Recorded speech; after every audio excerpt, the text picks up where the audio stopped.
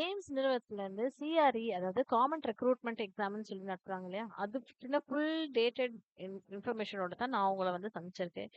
இது நியூ டெல்லியில இருந்து வெளியாயிருக்கு. சரிங்களா? ஸோ என்னைக்கு எக்ஸாம் இருக்கும் அப்படின்ற எல்லாமே நான் உங்களுக்கு சொல்லிடுறேன்.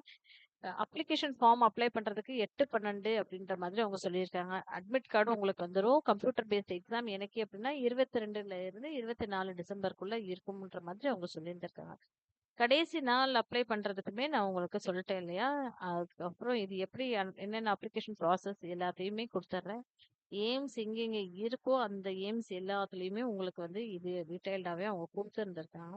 ஜிப்மர்ல நமக்கு இருக்கு. ஸோ நம்ம ஜிப்மருக்கு கிளிக் பண்ணி பார்த்துக்கலாம். ஓகேங்களா? இல்லைன்னா இங்க பாருங்க பாஸ்டர் இன்ஸ்டிடியூட் ஆஃப் இந்தியா அப்படின்ற மாதிரி அவங்க குடுத்துருக்காங்க. இந்த பாஸ்டர் இன்ஸ்டிடியூட் ஆஃப் இந்தியா எங்க இருக்கு அப்படின்னா, குன்னூர்ல இருக்குங்க.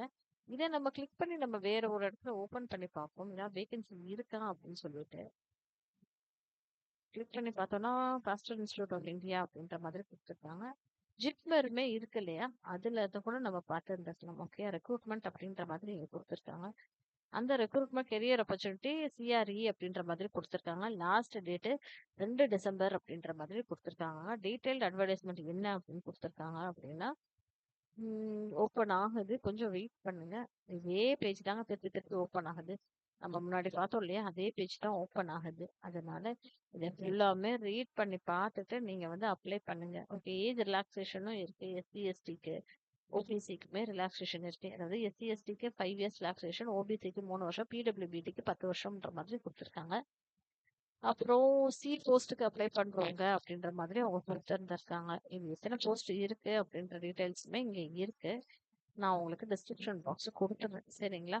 இத பார்த்துட்டு நீங்க ஃபுல்லாவுமே ரீட் பண்ணிட்டு அப்ளை பண்ணுங்க. ஓகேங்களா? எய்ம்ஸ் உங்க எல்லாருக்குமே தெரியும். இது வந்து நர்சிங் சம்மந்தப்பட்டது, டாக்டர் சம்மந்தப்பட்டது. அதனால வந்து ஃபுல்லா ரீட் பண்ணிட்டு அப்ளை பண்ணுங்க. லிங்க்க நான் உங்களுக்கு டிஸ்கிரிப்ஷன் பாக்ஸ்